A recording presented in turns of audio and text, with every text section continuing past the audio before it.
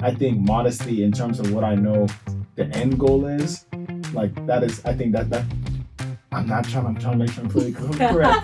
But I think without a doubt, modesty and women being able to be modest now is a heavenly power. Like I think they're ordained with some kind of power that I don't even think men, if they were women, could pull off. So. Why do I wear garments? And like having a little moment of introspection, I think that's the word, but like really like, okay, this is why I'm doing this, and like a recommitment to it instead of just feeling frustrated by my garments. I'm like, this is symbolizing Jesus Christ, and what an honor it is for me to be wearing this right now. Right.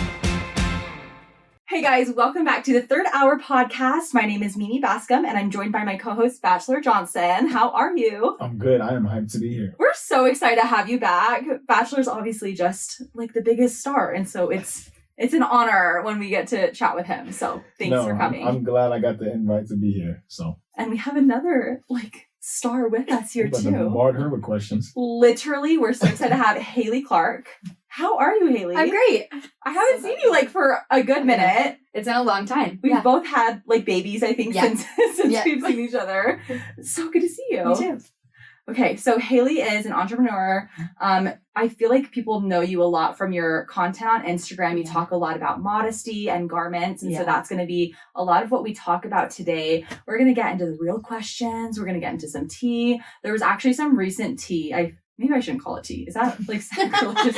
There's some, not even controversy. It's not even bad, but there was a recent Instagram post from the church that we'll kind of dive into as well. We'll talk about being a mom and being in the workforce. But we wanted to start by just asking you if you could tell us a little bit about yourself. Oh, yeah. The most interesting thing about me is that I'm a convert. I think that's usually what I start off with when I introduce myself. I was baptized into the church when I was 18. So and cool. I moved from one side of Washington state to the other. So I'm not actually from Utah, which usually surprises a lot of people. They just assume that I'm straight Utah native, which I don't know if I'm supposed to be offended by that a little bit. I never know. Yeah. But we had moved and I made friends and they introduced me to the church up in Washington. And then I moved. My dad got a job in Utah when I was 16. So we moved here. And so I was baptized here when I was 18 because I had to wait until my birthday. My parents basically just decided that they were not going to give me permission to get baptized. And I think really they wanted to make sure it was my choice. And I actually love them for that. I always tell people I had 5 years really to gain my own testimony and figure out that it's exactly what I wanted to do. And I'm a super non-committal person. And so it was actually great. It really did prove to myself too that it's exactly what I needed for me. So those 5 years really helped me. And then, I was baptized and years later, now I'm talking about it on Instagram. I don't know, life is so weird, right? How things are. But, and then, I started a modest swimsuit company. We launched in 2021 and, it's been great. I don't really know. That's where I am right now. What else about me? I have 4 kids. I was talking to you guys earlier, I homeschool them. And while running my own business, and then my husband actually runs his own business as well, technically two restaurants. So power couple. Yeah, we're a little bit of a crazy. I don't know about power, but we're a little crazy. Yeah. No, that is so cool, and you have just the cutest family, Thank you. New baby, which is so exciting. Yeah. But I want to ask you too, how did you actually get into creating LDS content? Yeah. What actually happened? I heard a conference talk one time. I remember listening to conference and telling my husband I really wanted to create more content online that was going to bring Christians together. And so I started actually talking about Christ in a very kind of, again, a non-committal way, in a sense of where I was coming from, not a member of the Church of Jesus Christ of Latter-day Saints, but just a general Christian. And it didn't really resonate. It started kind of, and I was okay, this is good. I just wanted to put feelers out there for just to kind of bridge the gap, I guess is what I was trying to do at first. And then I went to the temple one day and had a really strong impression that I was supposed to actually be talking about the Church of Jesus Christ of Latter-day Saints, and specifically. And I was I just don't know. It was after 2020. It was after there was a lot of division, I feel within the country, within even my own friend group, right? And it was just a little tough. And I said, okay, I'm going to move forward with it. I'm going to do that. And I started posting LDS content. And then I had one reel. It's like my one reel that went viral. And that was just about how I I adjust my clothing to be more modest because I wear garments, and it blew up in like kind of, I mean, good in a bad way. There's a lot of negative comments, a lot of great comments. I'm sure you guys can both relate to that.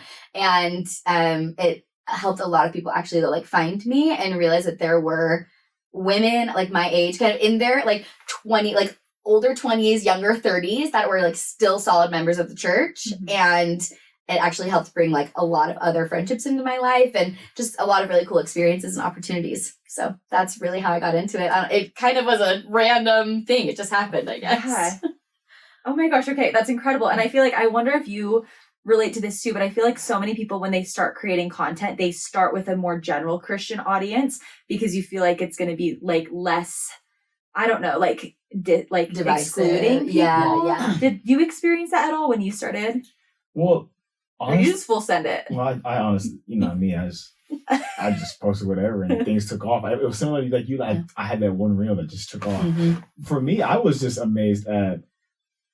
I think like what you're doing is great because it gives us the opportunity to honestly learn, especially outside of our ignorance. And for me, I'm just interested in like as a woman putting yourself out there in terms of being proud of being modest. Especially for us growing up, that was not, I wasn't the move, that wasn't cool, that wasn't really the thing to do. So I'm interested in you raising your social media presence. How was that, feeling those conversations where it's like, yeah, I enjoy, being modest, but I'm not shaming you for not. Yeah. And it's like, how did you was that weird first starting off on social media? Yeah, it's like a really tricky balance. I mean, so in talking about like my conversion story, right?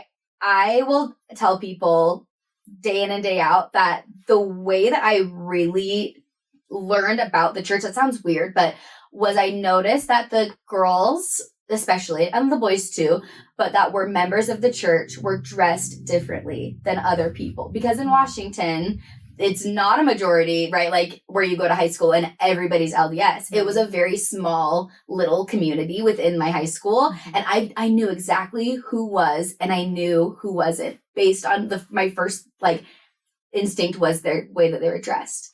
And that really hit me as I got older and I grew up, and then we moved to Utah, and nobody was really following whatever standards I thought you were supposed to hold. My friend invited me to a stake dance in Washington one time, and it was very much like you wear, your skirt to your knees, your shorts to your knees, whatever it is. And I was like, okay, that's the standard. And then we got to Utah and I was like, there is no standard or nobody's going to church. And that was not in a judgmental way, but it was just very much like that was my experience as a non-member at the time. And so being able to talk about it now, I relate back to that a lot where that's your uniform, right? That's the standard that you're setting. And it's between you and Jesus ultimately, right? At the end of the day, but it's important. Modesty is important. It's going back to President Oaks' talk from this last general conference. He talked about military personnel and doctors and firefighters. They all have different uniforms that they wear on the outside. And I just feel like that's modesty for us. And we're not the only ones in the world that are we should be modest because we believe in Jesus. There's so many other Christian denominations that believe that as well. And it's really not weird. It should be a thing where you're it's not I'm covering myself up. It's just I don't really know. It's a healthy thing to do. It's a sophisticated thing to do. I seriously, I love being modest. It's always just been something that I've liked. It's I don't know, something, it's hard, I guess. It's a challenge. Batchlor, you won't really know about this, but Mimi understands finding cute, modest, women's clothing is really difficult. It really is. It's so hard. It's discouraging. Yes. You walk into the mall.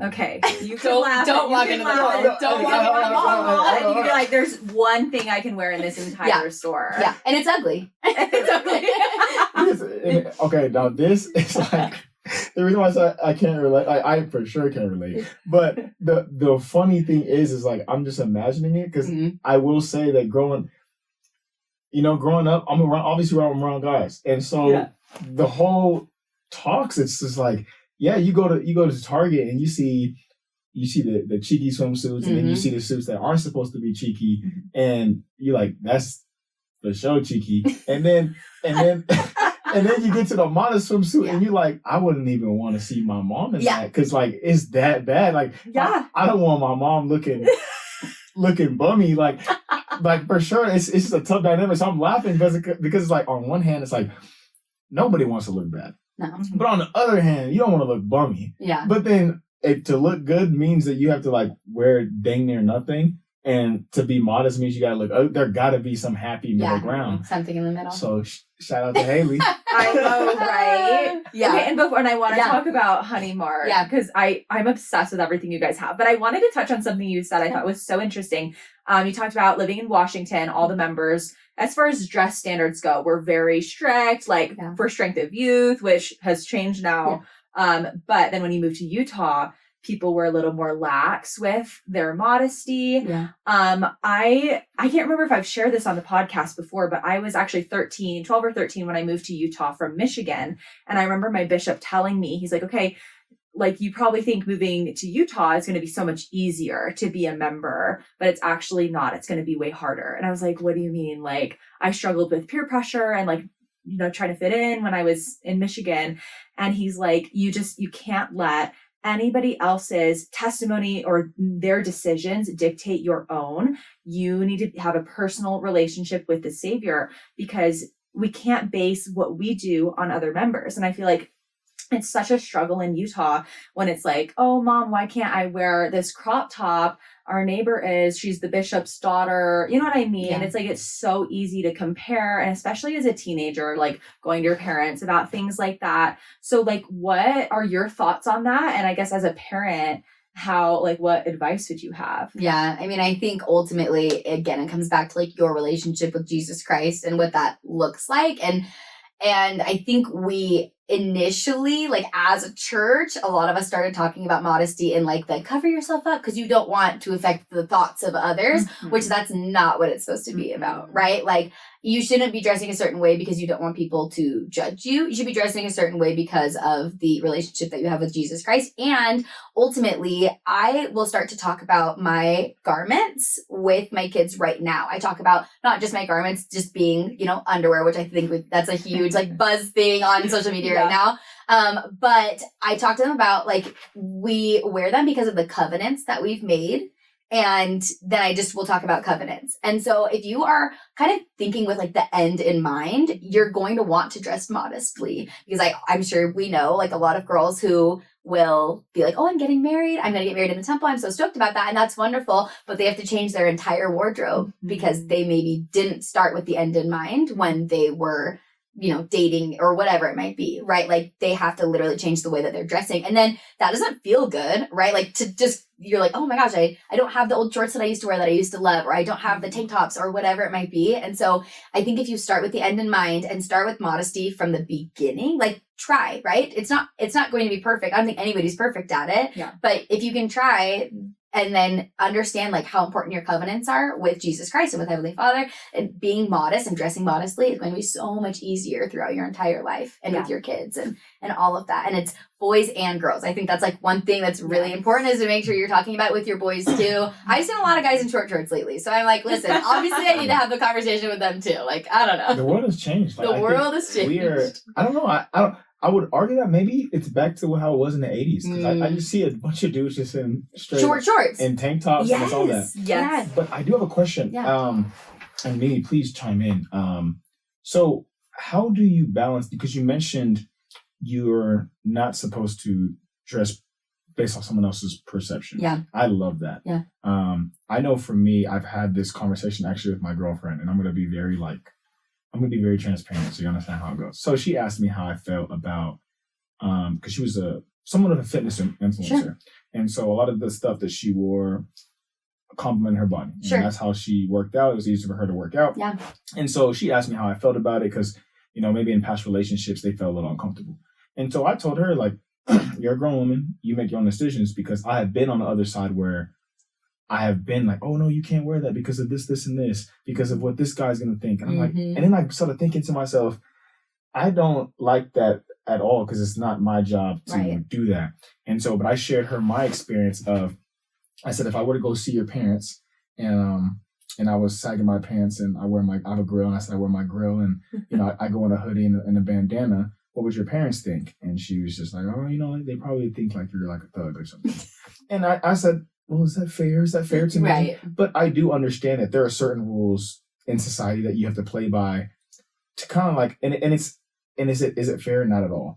But how do you handle those conversations where on one end, you do understand that there are some sick people in the world, and there's some sick guys in the world, and they try to justify, oh, that's how I was born. No, you just have lack of self-control. Right. But then on the other hand, you're just like, I should be able to wear whatever I want.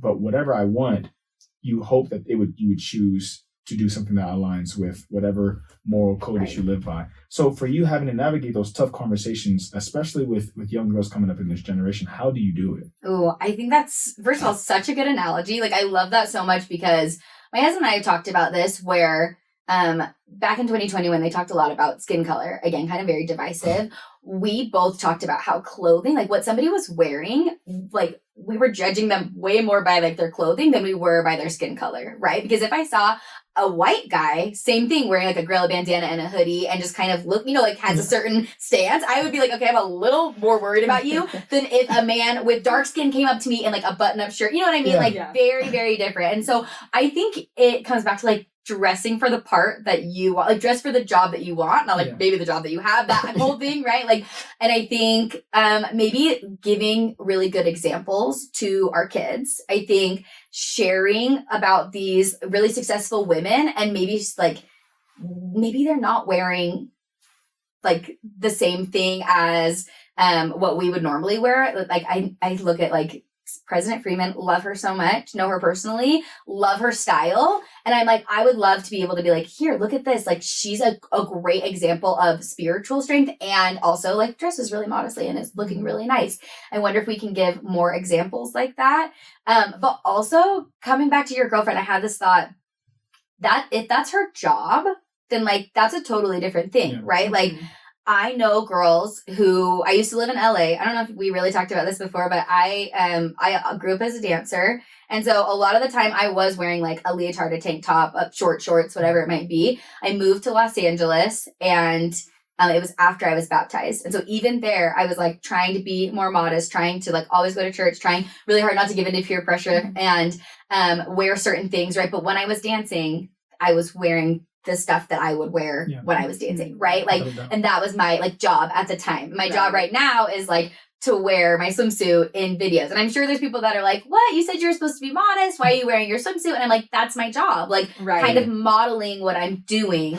And so, yes, like there is kind of that fine line where like you don't want to overdo it. You don't want to say, well, this is my job and I'm just going to do whatever I want and kind of flaunt, right? Like modesty isn't only about the way you dress though. I think I made a whole reel about this like a year and a half ago, but like modesty is also about like your humility and having meekness and understanding that like you're not dressing to like flaunt, right? You're dressing for whatever job it is that you are doing or that you want to have, right? And so maybe that comes back to like on Sunday, right? I think there's some women, that we can talk about like the pants, when women were like, I want to wear pants to church. I'm like, that's great. If you feel like the job you want requires you to wear pants to church, that, and by job, I mean, even like, essentially you're talking about like your relationship with Heavenly Father and Jesus Christ, your spiritual relationship. That's your job when you go to church, right? Is like figuring out that. And so if wearing pants does that for you, that's awesome. Like, go ahead. I want to wear a dress. Am I going to wear a ball gown? Probably not. And so I think, maybe just talking about that a little bit more. I think, and just being open about it. I have a lot of friends that are like, we just didn't talk about things. And that's why we're doing this way. That's why these conversations are happening now, because I think this new generation that's like up and coming, they need to talk about it a little bit more. Do. They really do need that. And you look at the New for Strength of Youth pamphlet and just like how, like I was reviewing it for this episode because we'll talk about like modest swimsuits and what's modest and what's not. And spoiler alert, there's not one thing in the First Strength of Youth pamphlet that says wear this and not this. Yeah. It's Which there used to be. Then there I used to hated be. that. And there used to Oh be. my But you guys, gosh. even I listened to a talk from like 1970, and it was very specific about like what to wear, what not to wear, and like, I mean, it kind almost to the point where it was a little like rude nowadays, right? Like back then, I think they were just like, this is how it is. Yeah. And now looking at it from our, our lens, we would all just be beside ourselves. I feel like Totally. the way that it was talked about. So there's a way to talk about it, I think, and we'll probably get into that too. Yes, but I just love like just thinking about the personal revelation aspect of it, because I feel like anytime you put on clothes, any girl, at least, I can't speak for men, but like you can put on an outfit and be like, okay, this is my intention with this. Like before I was endowed, like I definitely, modesty was hard for me because like I love fashion and I did pageants. And so it's also like, this is a competition, like a sport. So I need to dress, it's like athletes in their uniforms, but it's also like a personal representation of your style and your standards. And like, it's a whole other thing. Yeah. But I feel like anytime you like put on an outfit, you're like, okay, this is my intention with what I'm wearing. This is how I want people to see me. And I think it's just like, you need to go into it, and like every situation is different. Like you talk about your job where you're wearing swimsuits, or your girlfriend's job doing fitness. And I feel like you just need to take it with a case by case basis and really like tune out other people, because if you're really in tune with the spirit and like, this is my intention with what I'm wearing. Yeah. Like people get mad that the BYU Cougarettes are like, they're like, are they wearing their garments with that? I'm like, they're dancing. They're cheering. Literally, like it's their job. It's literally their job. So I think it just really needs to be like a one-on-one thing with God, because that's why I choose to dress modestly. It's for him and for my relationship with him. And I want my looks and my, everything to be the least interesting thing about me. I want to be able to be a receptacle and like his tool. And so anyway, we can go way more into this. Yeah. I had one more thing that I thought of. When I lived in LA, my friends and I would get dressed, and then we would come out and be like, well, what about this? Like, is this too short? Is this sleeve whatever? Or how does this, like, is this neckline too plunging? And if somebody would come to me, I'd always say, if you have to ask, it probably isn't the right thing to wear, because you're looking for that validation of like, no, it's fine. Like, you're good. You're fine. Right.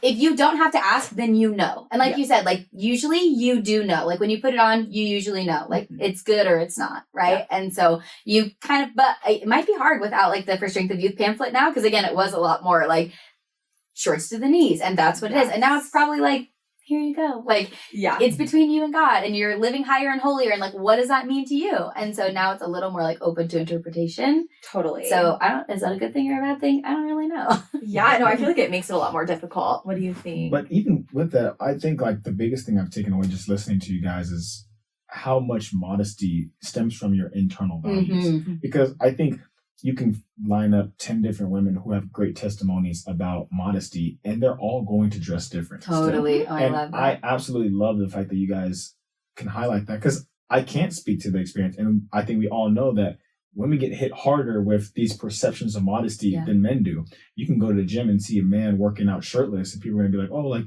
that's he's fine. Working on. Yeah. He's working out. And it isn't fair. So as I navigate this conversation, like listening to you, I was like, okay, well, that makes sense. Like how people feel internally, they know for themselves. And obviously having to handle perceptions of the world is tough. And I know you probably navigated that pretty well, but internally, I love that. I love how you pointed that out. Yeah. I love that. Yeah. Okay, let's dive into modest swimsuits. I'm sorry, I didn't realize I'm like, Batchlor's here. And we're talking about women's but honestly, it's good from a male perspective. No, totally. Yeah, I love this. I've never been able to speak on modesty. It's never a thing I've ever wanted to speak on, because it just makes me because I know the rules don't apply the same. Right. But I also know that's how it goes for like racial topics. I know there's a bunch of white people that have great nuanced conversation that can apply something, but I think they're probably a little nervous about like, I don't know if I can say anything. Totally. So for me, I don't mind. I'm sitting here just learning. I'm like, it's gonna make me a better future husband. I'm just taking notes in my head, so I'm just eating it all up. Yeah. Hey, wait, let me ask you this, because I feel like this was a question I had a lot as like a youth, especially. I always wondered, like as an LDS youth, as a girl, do young men actually like find modesty more attractive than like an immodest outfit? I love that question. What do you think? And I'm sure it differs. Yeah, like in a situation, I don't know. Like, does it depend? Oh, we caught him. We caught him. Okay, here's the thing. Temple batch and pre-temple batch. Yeah. You know, man, had different. No, I'm kidding. No, I think I don't want to speak for all LDS men, but there were guys who preferred women, you know, neck to toes covered up. Mm-hmm. But at the same time, those were some of the guys, you know, fiending for, you know, these girls that they see in magazines. I know for me personally, I had to.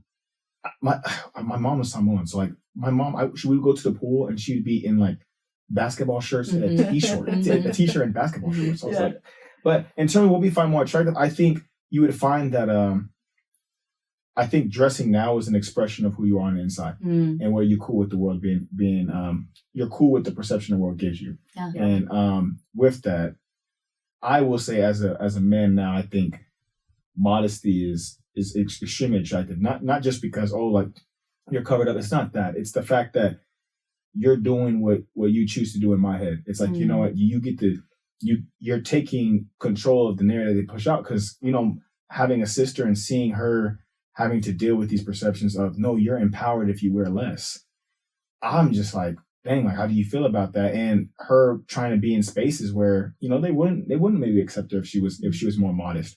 And now her being a mother and her raising a daughter now, I'm just thinking to myself, like, that is a tough thing to navigate. So women now in 2024 choosing to be modest, that's extremely powerful because you're damned if you do, damned if you don't. Right. And I sit there and I think to myself, you know, that is a person that can raise a son that might be struggling with his internal problems. And so I think modesty in terms of what I know the end goal is, like that is, I think that I'm trying to make sure I'm pretty correct. But I think without a doubt, modesty and women being able to be modest now is a heavenly power. Like I think they're ordained with some kind of power that I don't even think men, if they were women, could pull off. Ooh. So love hearing that. Mic drop. I'm getting trouble for that one, huh? The man gonna come from that. No. I think it's like maybe there are some men who would prefer the least modest, and I think maybe I feel like your values have to align if you want a healthy relationship anyway. And so I feel like it's different for everyone. I will say, just to make sure we understand the podcast, my friends ask me like, well, what if I want to be with this girl and she doesn't, you know, wear what I like? Maybe go choose to be with somebody else because she don't gotta wear what she likes. Yeah. So it's as simple as that. So like people like if you want to be with a girl who dresses modest, or want to be with a girl who doesn't dress modest, just go find the person, like you say, just find the person that aligns with your values. Keep it simple. You don't need the whole world to approve of you. You just want that one person. No, literally. It's so true. Yeah. So just like be confident. Like I wish if I could say anything to myself when I was younger, I was so insecure about dressing modestly. And especially when it's compared to my other LDS friends who I feel like were not dressing up to the standards that I wanted to hold myself to. Like just be confident in the decisions that you're making. Absolutely. Be confident in the choice and the why of why you're dressing modestly. Right. I just wish everyone knew that. Yeah. I think it becomes a lot easier to dress modestly when you know like your divine worth.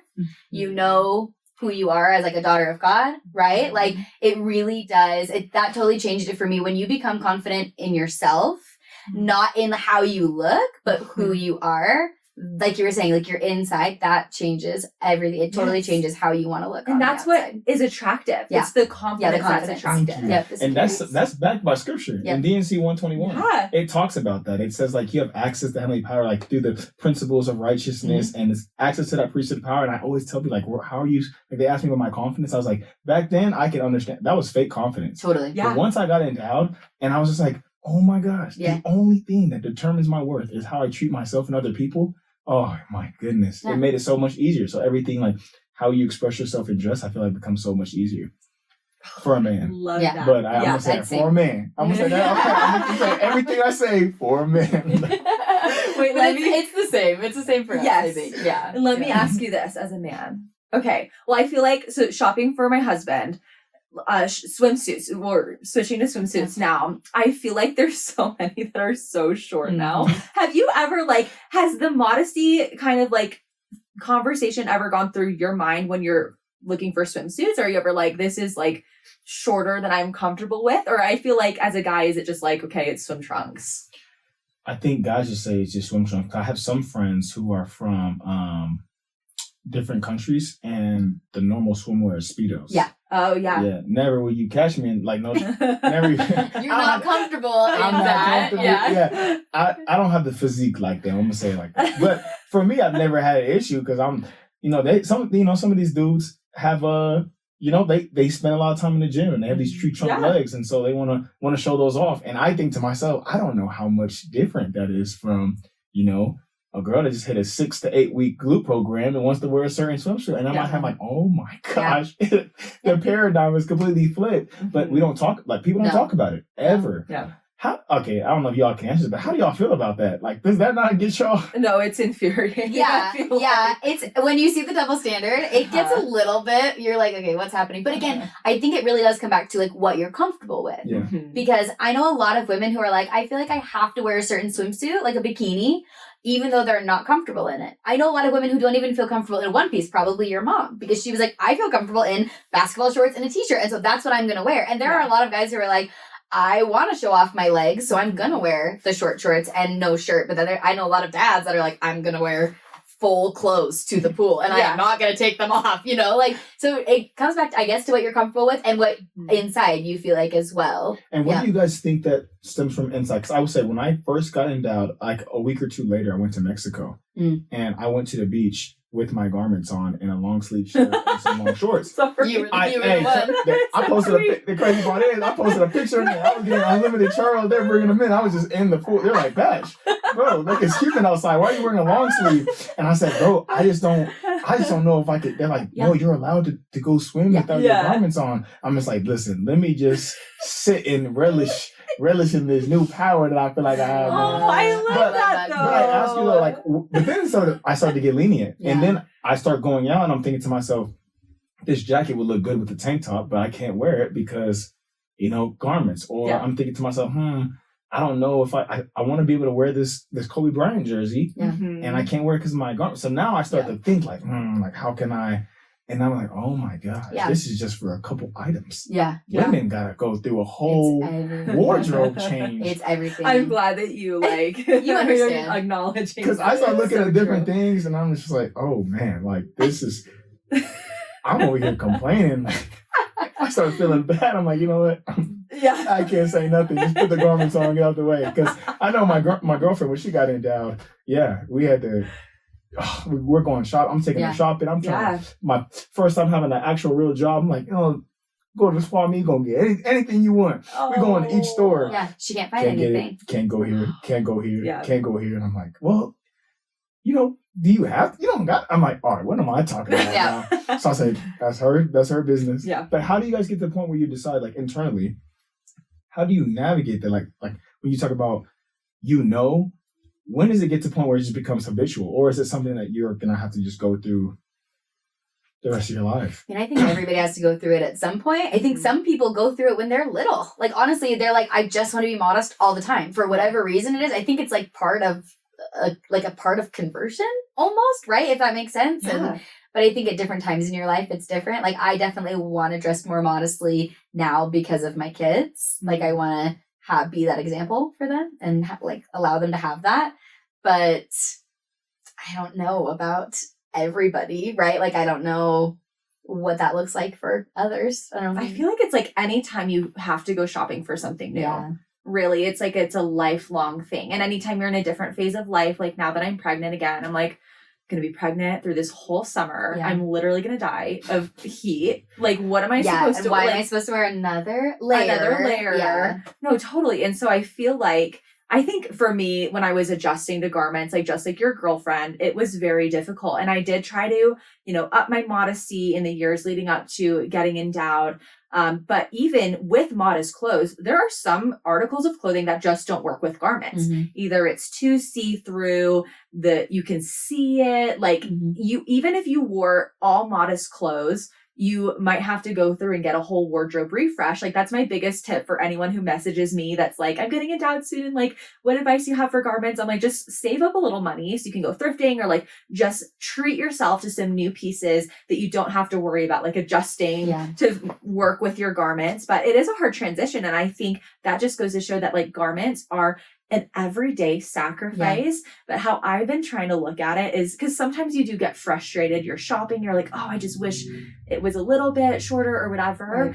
And what I've been trying to do is anytime I'm in a position where I'm like, okay, I got to change because I can see my garments through this, is instead of just looking at that and like being, oh, like garments suck, I wish I didn't have to deal with this, is being like, okay, why do I wear garments? And like having a little moment of introspection, I think that's the word, but like really like, okay, this is why I'm doing this, and like a recommitment to it instead of just feeling frustrated by my garments. I'm like, this is symbolizing Jesus Christ, and what an honor it is for to be wearing this right now. Right. Yeah, I think about the pioneers and what like and honestly, even like modern day pioneers that are striving so hard to get to the temple, to like receive their endowment, to receive that power that you were talking about, right? And so it does kind of feel like a frivolous thing, like to think like, I just have to dress modestly today, but it sucks, so I don't want to. Do you know what I mean? Just to give up that power. Like you think about what you're giving up to live for a certain way. Like, it doesn't. It's wild too, even with those conversations, because people talk about the magic underwear or whatever, but they don't realize throughout scripture we've seen God asking for something super small for a payoff super big. Yes. Even with like Moses and the staff, all you have to do is just look at the staff and you're healed. And it is interesting. I think perception rules all. But for you, I have a specific question about Honey Mart. Yeah. I'm curious, you're being a woman as a business owner, you have found purpose in a business and have been able to, in a way, be able to take care of your family, teach your family through that. How has that been? Like, how is it being able to be a business owner, a mother, and then combining both of those purpose into your job? That gotta be some kind of journey. Yeah, it's, wow. I think a lot of the time Heavenly Father works through people, like to fulfill a calling, to fulfill whatever it might be, like a purpose. With problems. So I know we were talking about this. I have 4 kids. My first 3 were 2.5 years apart. So my oldest was 2.5 when my youngest was born. And we were like really struggling financially. A lot of the time I just tell people like, it was just hard. And they're like, well, what was hard? And I'm like, literally everything. It wasn't like we just didn't have money, but like we were fine other ways. It was like our family relationships were kind of strained, and we were living off of, my husband had a food truck at the time. And so like that, I will tell you right now, don't open a food truck. It is not lucrative. It is not something you want to jump into. Like now it's great. Like obviously we're good now, but like it was not, and we had 3 kids and we're just like no help. And anybody that did want to help me also had their own kids. So I was like, you're a drowning person trying to help another drowning person. Like we cannot help each other if we're all drowning. Like it was just, we were in survival mode all the time. And on top of that, I feel like when you're pregnant and when you're going through like motherhood and you have no sleep and you're not really taking care of your body because you're taking care of somebody else, 3 other people, your spirituality does kind of like, it doesn't shrink. It shrinks a little bit. Like Jesus just has to meet you where you are, like while you're washing dishes instead of in the temple. You just don't have that opportunity to go as much and to do as many things. And so it was like a rough time. And this is like one of my best part of my stories, honestly, is my husband came home one day and with like a black sketchbook, and I don't sketch. I always told myself, I'm not creative, I'm not artsy. Granted, was a dancer. So like, obviously I was creative. I actually grew up, my mom knew how to sew and would sew some of our dance costumes, and she taught me how to sew. And I would like you call it refashioning, where you get a piece of clothing and then you like sew it and you adjust it and whatever. And I used to do that like in high school and out of high school. And my husband came home with that book and he was like, you need to start sketching, swimsuits. And I was like, no, like I don't really know how to do that. Wait, he just like he was like, I had talked about it before, right? Like it was things that I was like, it needs to be something different. I actually used to work for like a popular like women's apparel company, not designing stuff. I used to work at Lululemon and just as a like an educator. And so, but I was aware of like what kind of support women could have. I heard all of their complaints every swimsuit season. It was like complaint after complaint, right? And like there was no support, and this doesn't cover. It's very bummy. I actually love that. I like love that term. But I obviously you don't want to be bummy, you know. But like I always was like, okay, why isn't anything changing? Because it was year after year, summer after summer. It like nothing ever changed, and so I would talk to my husband, and he was just like, you just need to start designing. And it didn't happen right then. Like my designs that I have currently are not the same as what I was sketching. Like things have definitely evolved. But having my kids in that short amount of time, like we would just go to the splash pad and I would just look around at every other mom there, and just, they all just looked so like sad, kind of just disappointed. And nobody was really involved with their kids because they were wearing like full clothes. And I was like, why? Like, why isn't there something? I would go in like a sports bra, a tank top, and running shorts. I'm like, why isn't this just a swimsuit? And so that's literally what I ended up designing, was because of like the problems that I have. And actually my friends went to BYU Women's Conference this last weekend, and they heard from Sarah Sun, and she had this quote that said, let your test become your testimony and your mess become your message. And I was like, oh my gosh, that is me. Isn't that so good? She's so good. I love her. But like that to me, I was like, that is exactly what happened to me. It was literally like I was in the pit of like whatever mess I was in, and like it became my message, where I was like, I know I'm not the only one. I know I'm not the only mom that like needs this, that wants this, that deserves this, because we want to be like hanging out with our kids. We want to be modest, not even because like I just want to be modest. I literally want to be able to bend over, pick something up without my cheeks hanging out, you know, like, or something flashing somebody, like literally. And I don't want to have to wear basketball shorts and a t-shirt. Like I should be able to like find that middle ground. And actually, so honey mark is a term for sweet spot. So it's an idiom, because honey for sweet and then mark for spot. Cute. So we were trying to find the sweet spot of like being fashionable, being comfortable, helping you to feel confident while also being like flattering and like coverage, right? And so that's why we named honey mark what I did. So cute. And yeah, I mean, basically to answer your question, it's like, it's been so amazing to be able to show my kids, first of all, that like if you have something, not like a dream, but like if you have a calling that you feel like called to, like God will like make a way. Like he will literally like part the Red Sea and make it happen for you if it's supposed to happen.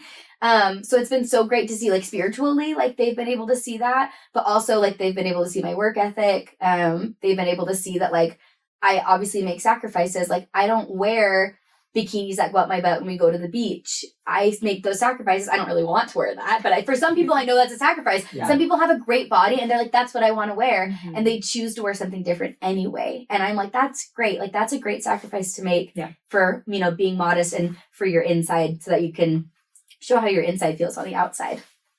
Did that answer your question at all? That's dope.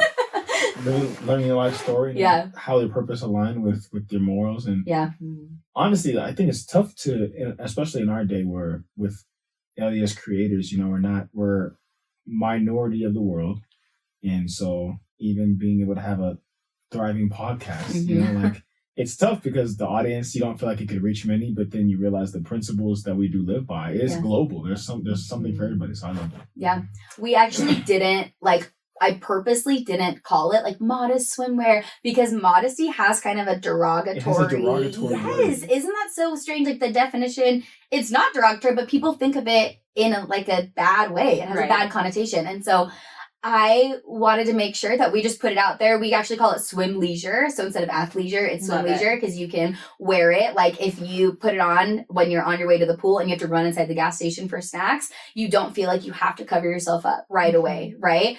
Now on the flip side, it does play a little bit of an iffy, controversial part, because I know my days, I'm like, I'll wake up and I'll just put on my swimsuit and then I'll go to Walmart and then we'll go to the beach and then we'll come back home or whatever. And I'm like, oh, did I put on my garments throughout the day? Like I could have changed some of my clothes. So I loved in the new updated like little message that they have about the garment in the temple recommend questions, they talked about it says seek to restore the garment as like quickly as possible. And I love those words because it's more about you. It's more about like what you're doing. And that phrase has like run through my head quite a bit lately. Not that I'm just like not wearing my garments, but it does help me to remember, like, just seek to restore it as soon as possible. I think sometimes even like I get out of the shower and I'm like, I'm going to do my hair and I'm like, oh, I should just wear my garments first, right? Like that should just be the first thing that I do. So sorry, not to flip it and talk about garments, but no, I love that. Yeah. And we're going to dive into that because I love the new statement that's there. But I think it's so cool hearing you talk about like why you actually decided not to market it as modest. Yeah. We had another guest who came on and she has a clothing line and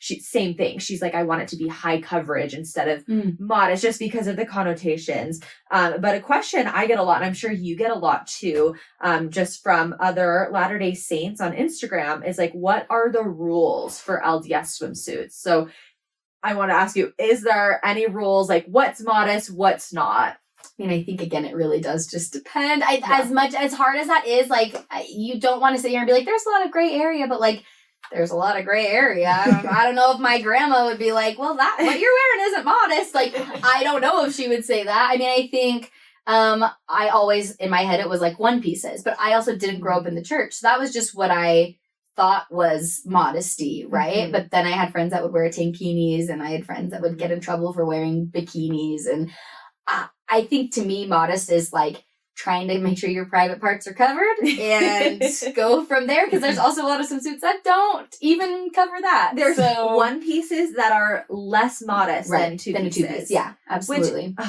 Which is why I think there actually aren't any rules like written down in the LDS, like in the handbook, in the First Strength of Youth. There's nothing that says what's a modest swimsuit and what's not. Right. And I think that can be difficult, but I think it just puts it on the members to make that decision for themselves. And I always come back to intention. Yep. If I'm like, okay, I really like this swimsuit, like, is it because it's cute or is it, because I think I'm going to look really cute in it. Like, what is my intention? Because for me, a swimsuit, the purpose is to get wet and go swimming. You know what I mean? Or get a tan if that's what I'm doing that day. Sure. It shouldn't be about like, okay, how do people see me in this? Exactly. Yeah. So I guess that's kind of how I see it. But like, how do you, and another thing too is like body types. It's so different. Like I have friends who like have a really long torso and like a swimsuit that's a one piece is actually going to be less modest on them because of the way it comes down lower, comes up higher and the bottom. So like for some people, a bikini is going to be more modest. Sure. Then there's tankinis, but then some tankinis like show your stomach, but like it really isn't like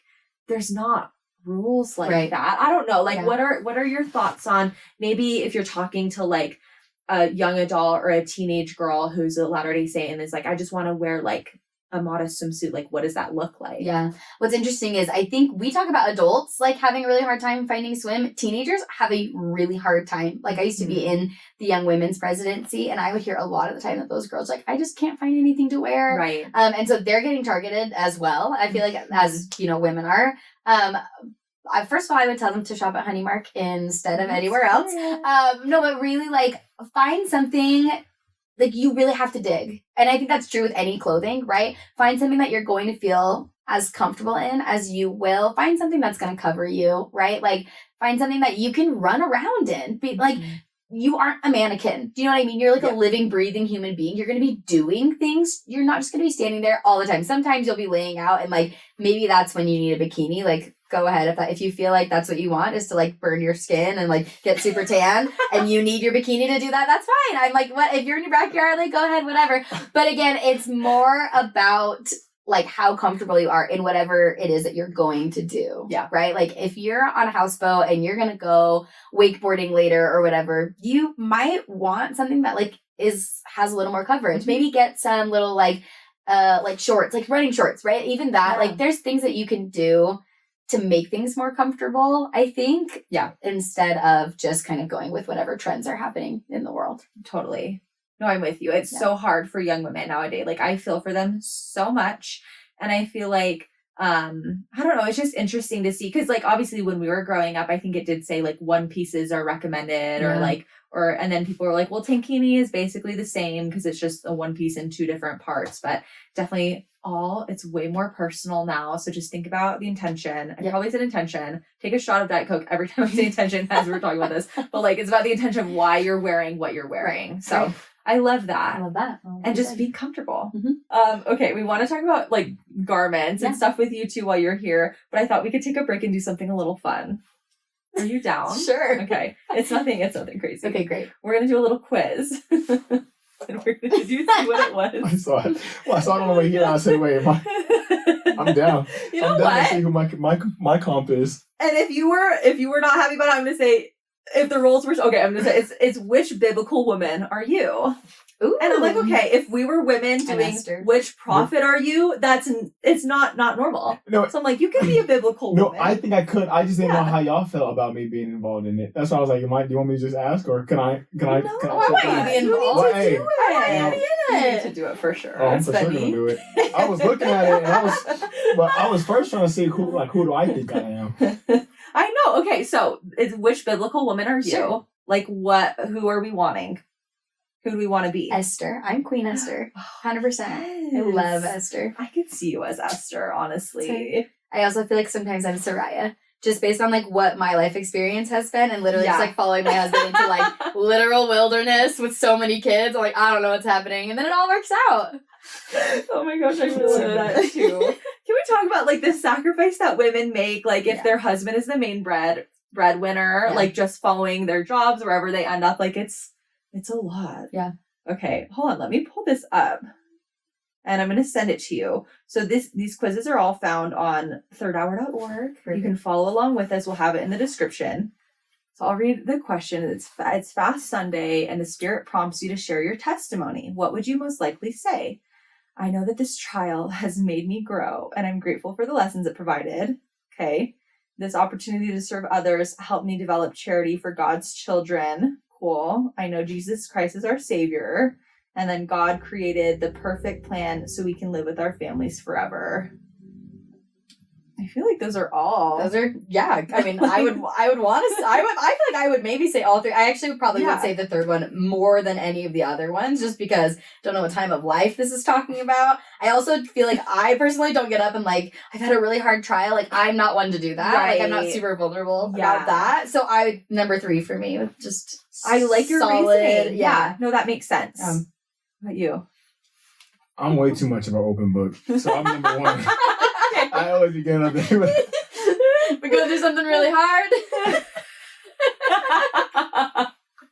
Like, guys, please bring me meals. I'm needing it. No, I'm saying, I go up there after I realize the trial made me better. But in the midst of it, when I was struggling, but I might go home at the first hour, but no, I'm playing. Okay, I'm gonna go with the fourth one because I feel like I always end up as just like a sappy mess. Like, I love my family. So that's me. Okay.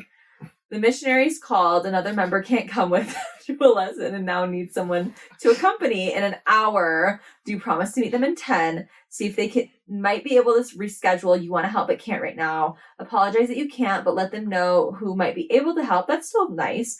Or politely decline. You've got a talk to write, a child to pick up, family coming to town, and just a little too much going on right now. I'm probably number 4. See, it depends. I feel like this could be. I know. It just depends. Yeah. There's no option where it's like, okay, you know what? They do cover all the bases. Okay, let's pretend this is tomorrow. Okay. So it's like a realistic. But it says promise to meet them in 10. The whole point is like. If it's like a weekday. So let's say this is on Monday. This coming Monday. Okay. Come to a lesson and they need you in an hour. Like, so they just hit you up at 2 p.m. and 3 p.m. is your tired time. And why do you need to meet them in 10 if they don't need you for an hour? Are you gonna prep? You're extra prepared. You are extra prepared. Yeah. Okay. As much as I want to say 1, I'll do 2. And the only reason why I do 2 is because. Not the only reason why, but I get the opportunity to do 2 because of I live a flexible life. I don't have kids. Yeah. Kids No, that a makes spouse sense. to attend to. But for you guys, I'm not gonna judge you guys if you say 4. No, like I'm this is 4. I am straight 4. Like no matter what day. yeah. We are probably somewhere else. Like we are probably not home. No, you have a lot going on. Yeah.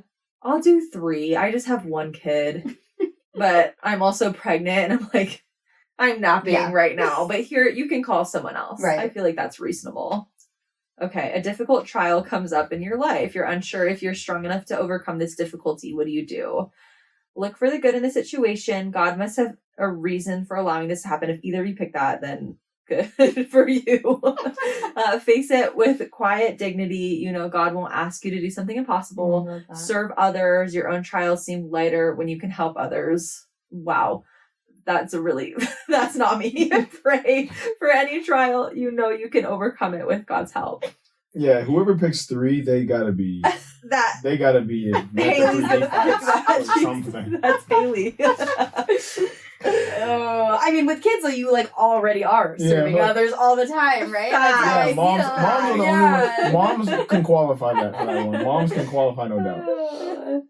I'm for sure 1 just because I'm delusional. So it's not even because I have a great testimony. I was on the way to do this youth event, and I got in a car accident. And then, what? Shut up! Oh yeah, and I got in a bad car accident, and like my shoulder separated, and I was just sitting there, just like, oh yeah, this is about to be the best weekend because that was Satan. And I think, like, oh my, you are number 1. Satan was driving that car. Yeah, it wasn't my fault, another person's fault. That was Satan. Oh my god! And as I look back, I said, no, I for sure could have would have given her out to get there. We said we were gonna leave at 12. We left at 6. That was not Satan. But no, that's why I am very delusional. But I am like a Dallas Cowboy fan. I don't know if you watch a lot of sports, but we believe every year we're gonna win. So I'm fully convinced that living in the Delulu. We all need a little Delulu though. Okay. Oh, I love that. What are you doing? I feel like I'm number 3 because mostly because I feel like I need to distract myself, and I have personally seen that when I serve others, I do feel better. So it's like a selfish service. Yeah. Like I'm definitely not it's not the goodness of my heart. No such thing. That is the goodness. That is pure goodness. To like even think to do that, honestly. Okay, I'll do pray. I'll at least pray. I'll cry every day. I'll complain, but I will at least pray. you're gonna pray. Yeah. That's good. Yeah.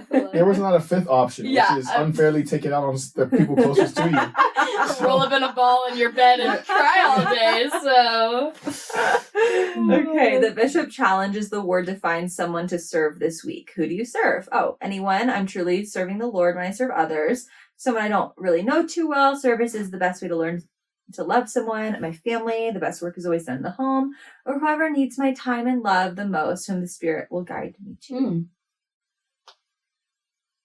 I feel like these are all good answers. Yeah, they're great. I want to say 3 or 4. I was just thinking today about how I end up, like, if I go out with my kids, sometimes I end up in, like, the weirdest, like, coincidental places where, like, somebody's there and I'm like, wow, how are we just here at the same time? Like, that's so crazy. But I know it's not a coincidence. I know it's God. Like, I know it's a tender mercy, but it's not me, like, reaching out to serve. Sometimes it's just me, like, showing up. Totally. So I don't really know about that. So cool. It's so cool how the Spirit absolutely works like that, though. I'm going to say my family. Okay, I'll do 4. I feel like I would love to be 4. That's like my dream, to be 4. You'll get there. I still don't know how I feel the Spirit. I just like go. And so in my head, it's just, I'm just 1. It's like, anyone. Just serving. That's not a bad answer. Yeah, no, that's but the thing is, though, like, anyone could be your roommate when it doesn't take that much effort, but anyone also could be something dramatic, but you're playing, I don't want to say Russian roulette, because but you're just playing some sort of roulette. But yeah, I want to be 4, so I can be like, oh, the Spirit led me to this situation. I feel like that is an actual superpower. But yeah, for me, I do not, in the 26 years of my life, I still can't tell when I'm feeling the Spirit, so I just won. No, I feel like that's so interesting to hear that from you, because I feel like, I mean, I don't know you super well, but like whenever I talk to you, like your insights, like you're so insightful, and I'm like, he just seems so in tune with the Spirit. We'll have to talk about, like, do a whole episode about feeling the Spirit, or like my therapy says I'm ADD, so I don't know if I can even focus. Maybe that's it. But ADD is like a superpower because you can hyper focus on certain things, right? Yes. But have you ever heard of the goldfish analogy? I think Brad Wilcox talks about this, where he's like, when you're a goldfish and you're living in water all the time, you don't realize what it feels like until you're out of the water. And so you probably just feel the spirit all the time. Oh, no, I wait. You do. Oh my God. You do. I appreciate it. Next question. Okay. Oh my gosh, this is long. Okay. How often do you speak up in Sunday school? Oh gosh, I usually apologize for talking a lot, at least once a lesson. Batchlor, why are you laughing so hard? I thought you were about to. You for sure won, huh? Everyone. Oh my gosh, I literally never talk in Sunday school. No way. No way. Wow. I almost feel like it's because I get it all out online. Like, I hardly bear my testimony at church because I'm like, I just feel like I already do it. Yeah. And part of me is probably like, I'm just going to give other people an opportunity, but I'm like too scared. No, okay. Often, I always make sure to study the lesson beforehand. Good for you. Only when the Spirit prompts me to share, or hardly ever. I prefer to keep my thoughts to myself. I'm 3. I used to be 1, and I have since tried to pull myself back, and I feel like I'm number 3 now, where I'm like, when the Spirit's like, yeah, this thought keeps coming to my head, then I share it. Because I actually am the same way, where I'm like, I want other people to share. And I used to teach gospel doctrine, and some people would share, and I'd be like, okay, like, I don't know if that was, like, necessary, but, like, thank you for sharing. And other people, I'm like, such a good comment. Like, the Spirit really, really, like, drove that. So I'm like, I think it's good sometimes to just kind of sit back and wait, and let the Spirit, and sometimes it'll prompt you more than once, like, I don't know. I need y'all help. Do you not? Oh no, speak up? I speak up, but I'm not apologetic about it. So I'm sorry. Then you're number 1. Okay. We'll keep it simple. Okay, next one. Okay, you have an entire day to do anything that you want. What do you want to do? Finally read a book that's been on your shelf for months. Why are you laughing? Okay, Bachelor's not going to pick one. Be with family. They're the light of your life after all. Try to learn something new like sign language or painting in one day. Yeah, what? Yeah, go for it. Look for small ways to serve others. Simple things can often make a huge difference. Oh, I was hoping like the temple. Yeah, I feel like these got to like, be like principles. So I feel like the first one is like study, like relaxing. Like I guess for you is like I don't know what finding. I guess getting to something that you've been putting off. Sure. Yeah. You know, and then the second one like is running my errands back to Target. Second one, Make myself lunch once for the week. I'm number 1. Be with family. I'm assuming be with those who you love. Try to learn something. I guess that's not even hobbies because you're trying to learn something new. Yeah. And then for service. If we're being, I'm not going to pick the 4th one. If Yeah, we're being so for real. I mean, I don't know. Because it's tough. Because I'm not going to spend an entire day doing one thing, right? Right. That's So you could serve, but if you want me to serve the entire day, you're out of luck. that's crazy. Like, what? A time did I do anything I want to do? Like anything ever? Yeah. Wow. I can serve from like 9 to 11 to start the day. I feel like is effective. Yeah. Good solid 2 hours. Yeah, I for sure do too. Yeah, I'm going family. Yep. Too. Okay, how long? Okay, this is the last question. Sorry. A loved one tells you that they're struggling with their testimony and don't know what to believe. Do you promise to love them no matter what? They're God's child after all. Quietly pray for guidance on how to help them. The Lord knows how to best help them. Answer any questions that you can and promise to help them find more answers and bear a simple testimony about what you do know to invite the Spirit to testify. I feel like we should do all of these. Yeah. Number 2 to me is like the most important though. Yeah. I think you always want to pray to have like the Spirit with you to know what they need. Yeah. Because you could totally mess up. Totally. Yeah. Because people spread love in the way that they want to receive love, and that's actually pretty selfish without knowing. And I say people. I've had a habit of doing that. So I've learned that listening, doing more listening is for sure better. Absolutely. Yes. Answer any questions. See, I want to put 1 because I feel like I'm like that is first and foremost. Right, you know right. Yeah, no, my cousin told me. But maybe they don't want that though, right? Maybe they don't want to know, like, okay, it's great that you love me, but like I'm telling you, I'm having a really hard time, right, with what I'm going through. Yeah. And it's great. It's great that you love me, but like, what else do they need to hear? Yeah. But it's not bad to say that. No, it's so interesting though, like just the different ways of you, which is why you need to be tuned with the spirit. Yeah, I think I would do 4.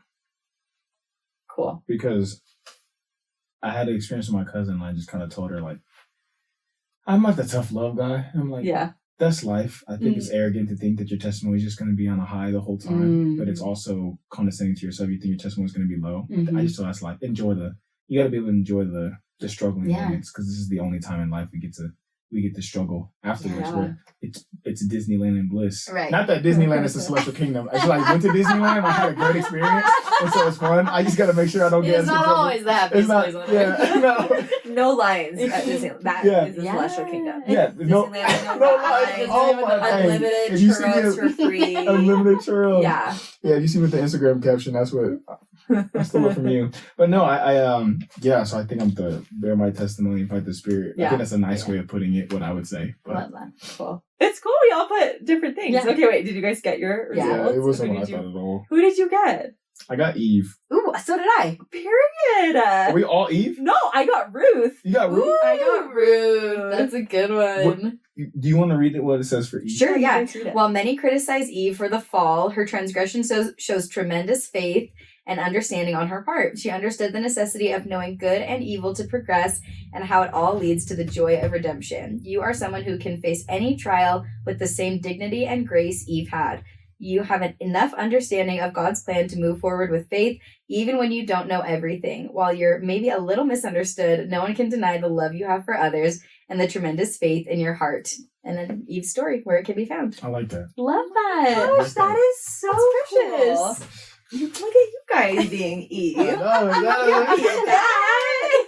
Okay, I got Ruth. So it says, she left her homeland to stay with her mother-in-law, whom she loved dearly. Ruth followed Naomi because she knew it was the right thing to do and cared for her all her life. Your family is the most important thing to you, and nothing can shake the love you feel for them. You attune your life to the Spirit, so you know the way He wants for you. Sometimes the Spirit asks us difficult things, but you understand that He will always lead you down, and you and your family down the best paths. You feel confident in whatever direction the Lord guides you, because you know He will never fail you. This is very nice. This is very aspirational for me. No, you I have feel like, great oh, faith. this is You're a family woman. No, my potential. no, that's who you are. You guys are too In the kind. early stages. This was fun though. This was I cool. like I love that. Now we know. I know you guys have been wondering, like, which biblical woman am I? Now we know. Okay. Oh my gosh, we only have a couple minutes left. This is like flown by. Yeah. And I feel like we've already kind of talked about garments a little bit. But the church updated their statement about the temple garment that's read in the temple recommend interview questions. So on here, if you want to look, I can kind of look at his. So I have the old version and the new version, and I kind of highlighted some of the noteworthy changes. But I feel like one of the big ones that I've seen talked a lot about online is in the old version, it just says the temple garment when worn properly throughout the life, blah, blah, blah.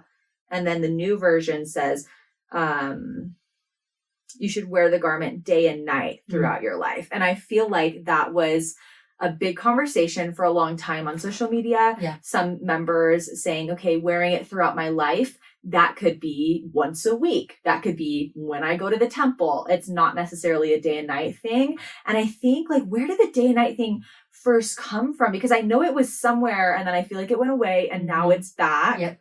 Am I like, no, was no, that no. actually a thing? It was in the older version, and then they came out with this updated, and then now this new version. So they took it away. They brought it. They brought it back. Because at first I was like, oh, you know, we were a law of Moses type of people, and now we're moving to the law of Christ. And then I feel like they gave us, yes, be free, and then they said, these fools and listen. And that's what I thought, because when it says it's worn properly throughout your life, in my head, I was just like, oh yeah, I just wear it whenever I'm not working out, swimming, showering. And then, you know, I seen some buddies, it's like, and I just thought to myself, I thought when you put on the garment, that's like you wearing Christ. So wouldn't you wear that every day? Right. That's what I'm thinking in my mind. Yep. But the thing is, I don't know. Is that like is that doctrinal or is that I mean, just like, Yeah, Okay. and it says it later on in this too, how like it's a symbol of the veil, and the veil is a symbol of Christ. Right. But I mean, this is the updated version, Yeah. Right. and so I feel like it is interesting how. Like, I feel like a lot of things have been more like, okay, personal revelation. But then with this specifically, I feel like they like kind of reeled it back. Which, like, why? And I feel like they are aware of like conversations that are happening Yes. online. I don't know. I want to get your 100% take. they Like, are. what do you Yeah. think? 100% they're aware of it. I think that the old statement was like kind of being weaponized a little bit. Like I think members were using it as something to be like, oh, it's just a little more lax, you know. I love the clarity of the new version, not because they're trying to like control what we're wearing, but because they want us to know how important it is to wear it. I have heard numerous stories about the garment and the protection that it brings, not just physically. I'm sure you guys have heard some stories, right? Like somebody was in a fire, all the burns were on everywhere that their garment was not, right?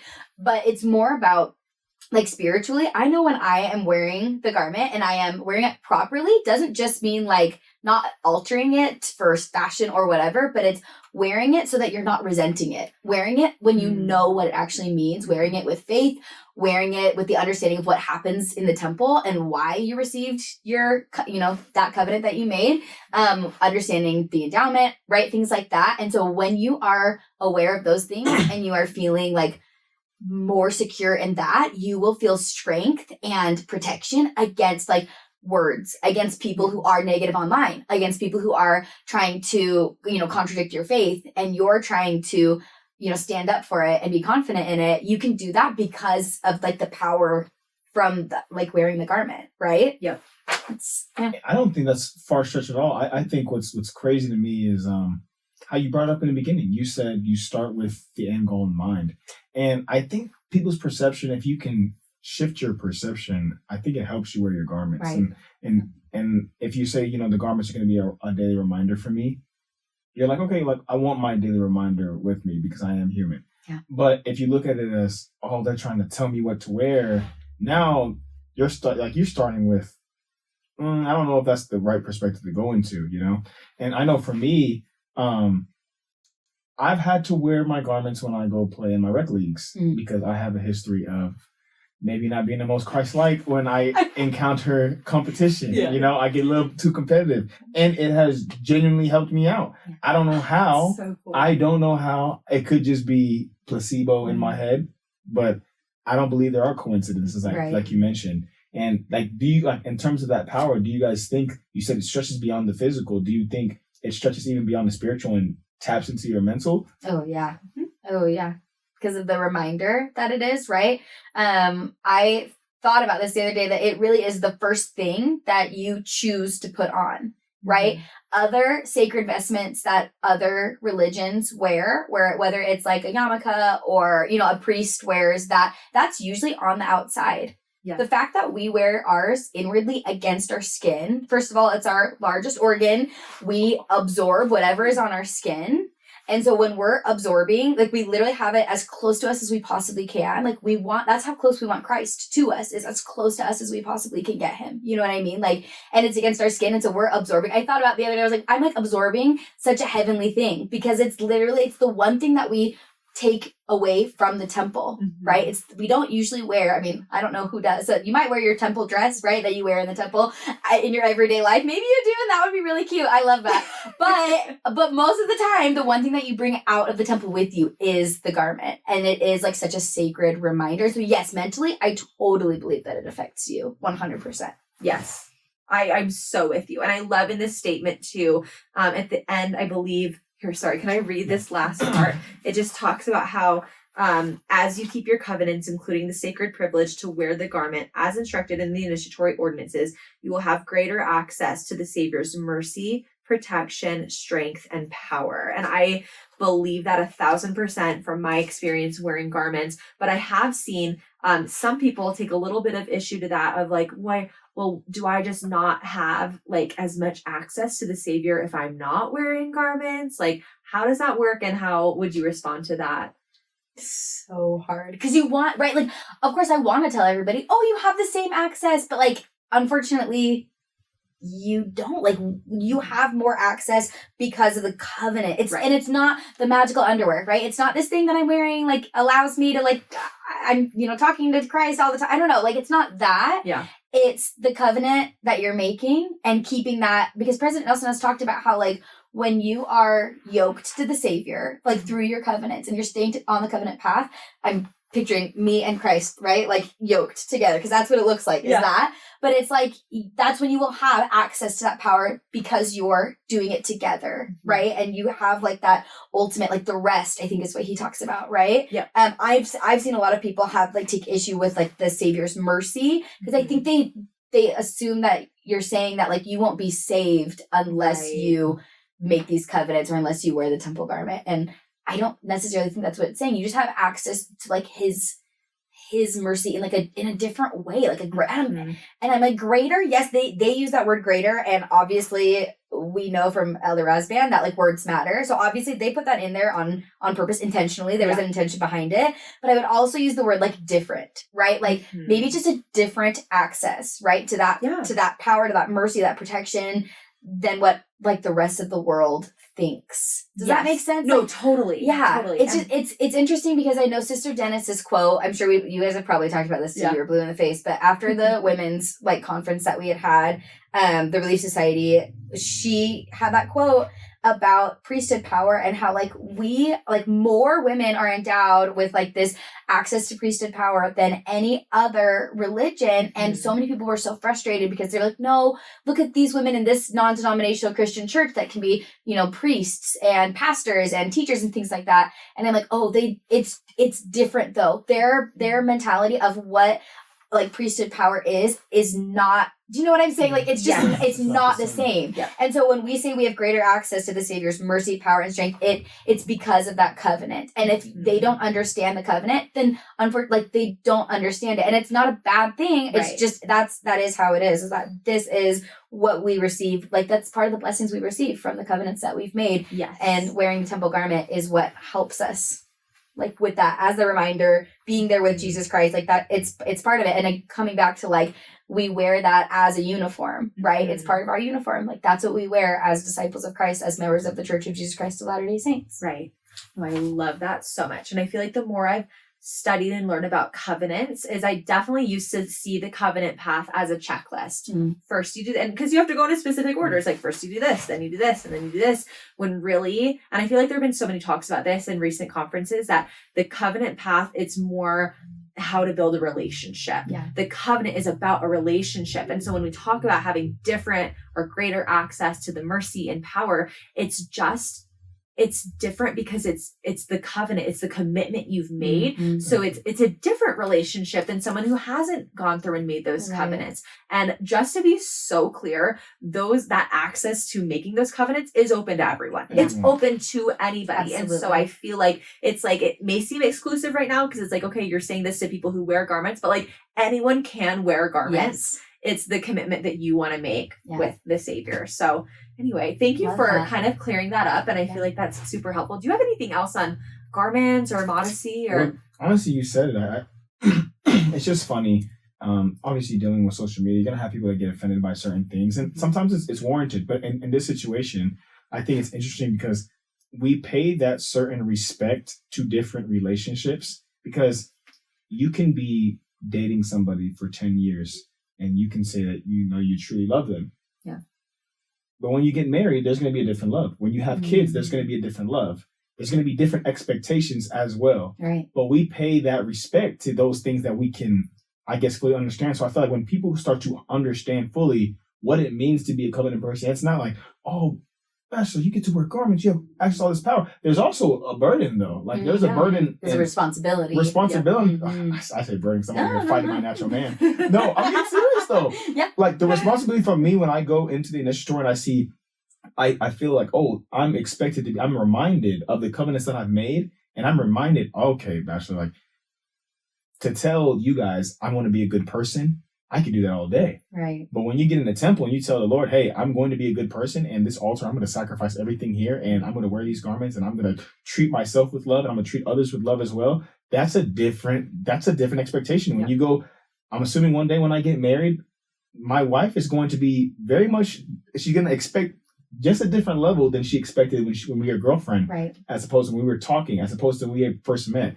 But I don't understand like why we can't understand that there are different. Right. It's different for good reasons for everybody, Yeah. because you don't want to have the expectation of someone who has covenants and understanding of covenants, as opposed to someone who just, you know, found out about Jesus Christ. Right. Right. Ooh, that's such a good point. Well, and going back to like, you were talking about making those like small sacrifices and having these huge blessings. I think that's part of this like greater access, right? We make that small sacrifice. Like, I mean, in my mind now, like I think it used to be a big sacrifice to like go to the temple, right? Now it's like a small sacrifice, like go to the temple, and so many big blessings come from that, including greater access because of the like relationship that we're having. When you're married, you have a better relationship with them. And so you do have like greater access, right? Like I feel like I have a better relationship with my husband now than we did 10 years ago when we were first married. And so, yeah, like in a way you have greater access to each other's like compassion because you've been through so much together. Maybe you've had the wrestle, right? And so if you have that with the Savior and with Heavenly Father, you're allowed to have that access. Ooh, I love this so much. That like actually really, I like had a whole light bulb moment. That was so great. Oh my gosh, I love this. This has been so great. Because no, it's in the gospel, it's always perception. It's like tithing, 10%. Or is it, I get to keep 90% because the 100% came from God anyways. It's not mine. Yeah. So I think like perception of everything kind of rules where you view testimony. So good. Yeah. But as I said, I'm speaking as a man with modesty. Women got to deal with everything. I know, like it's even hard for you, Batchlor. No, this has been so good. Like, and talking about, I feel like we could talk about this for like 6 more hours, but we won't keep you. I cannot thank you enough for being here. Like this has been so fun to get to know you more and your perspective on things. Tell everyone where they can keep in touch with you. Okay, so my spiritual account is at the Hayley Clark, and then my swim account is at the Honeymark. So it's cute because it rhymes. You can find me there, and then you can just find me at honeymark.co. That's where swim is. So oh my gosh, okay. Run up the numbers. It's summertime. If you want to do a little discount code, we can talk offline and we can put it in the description. No pressure, but if you want to, you can. But this has been so fun. Thank you so much, and thank you, Batchlor, for being here. Yes, thank you, Batchlor. Thank you, guys. This was super fun. I appreciate y'all being patient with me as I'm learning. No, we love that you're learning. It's so good. Okay, we'll see you guys later.